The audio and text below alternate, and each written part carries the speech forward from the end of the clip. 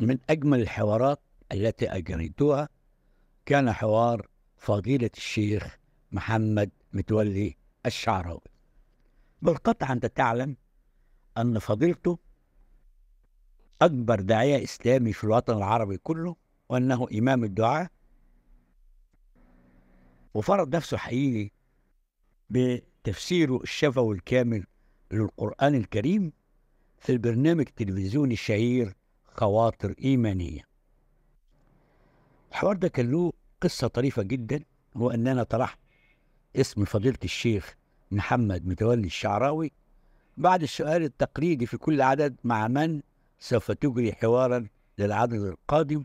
فلما قلت لهم هعمله مع إمام الدعاء فضيلة الشيخ محمد متولي الشعراوي، الحقيقة شفت في العيون كلها رافضة لهذا المقترح، خوفا من إحراجي، لأنه يعني قالوا لي كده كما لو أني أطلب مستحيلا.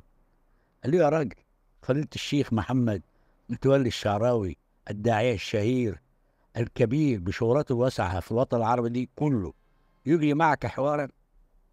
قلت له على العموم أنا معايا رقم تليفونه وهتصل بيه، هجوز لي المساحة وهقول لكم على النتيجة. الحقيقة بعض الزملاء نصحوني أن أطرد هذه الفكرة من رأسي خوفا من الرفض. لما كلمت فضيلة الشيخ محمد متولي الشعراوي فوجئت بيه، بيقول لي تعالى يا ابني. قلت له أجل حضرتك؟ قال أيوه تعالى مستنيك. خدت بعض الجري، جبت مصور ورحت.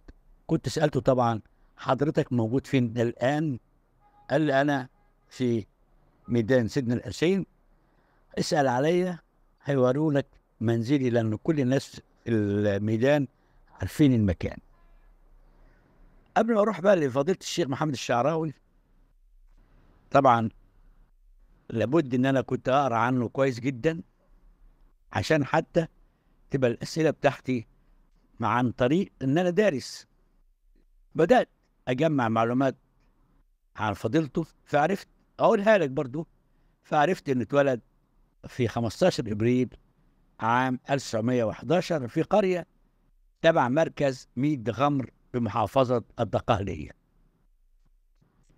وعرفت إنه حفظ القرآن الكريم كان عنده 11 سنة، ثم التحق بمعهد الزقازيق الديني الابتدائي، ثم الإعدادي في الثانوي.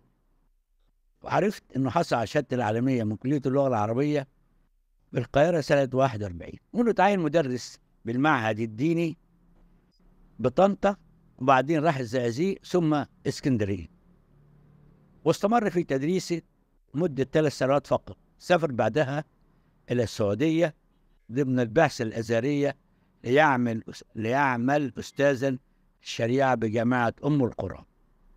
الكلام ده كان سنة 50، والجامعة كانت في مكة المكرمة. رجع في 63 وعاد إلى مصر، وتولى منصب مدير مكتب شيخ الأزهر الشيخ حسن مأمون. لكن فضيلة الشيخ متولي الشعراوي سافر مرة أخرى إلى الجزائر رئيسا لبعثة الأزهر، وقعد فيها 7 سنين. عاد إلى مصر وتولى منصب مدير أوقاف محافظة الغربية، ثم وكيل للأزهر. طبعا أنت عارف في سنة 76 تم اختياره وزيرا للأوقاف في وزارة السيد ممدوح سالم. طبعا البرنامج الشهير بتاعه خواطر إيمانية كان له شهرة واسعة جدا، والحقيقة كان تفسيره آية من آيات الله. لما رحت له أجريت معه حوارا طويلا جدا، بس أنا عايز أقول لك على نصايح يعني قالها وأفادتني وحبيت أنقلها إليك لتستفيد بها.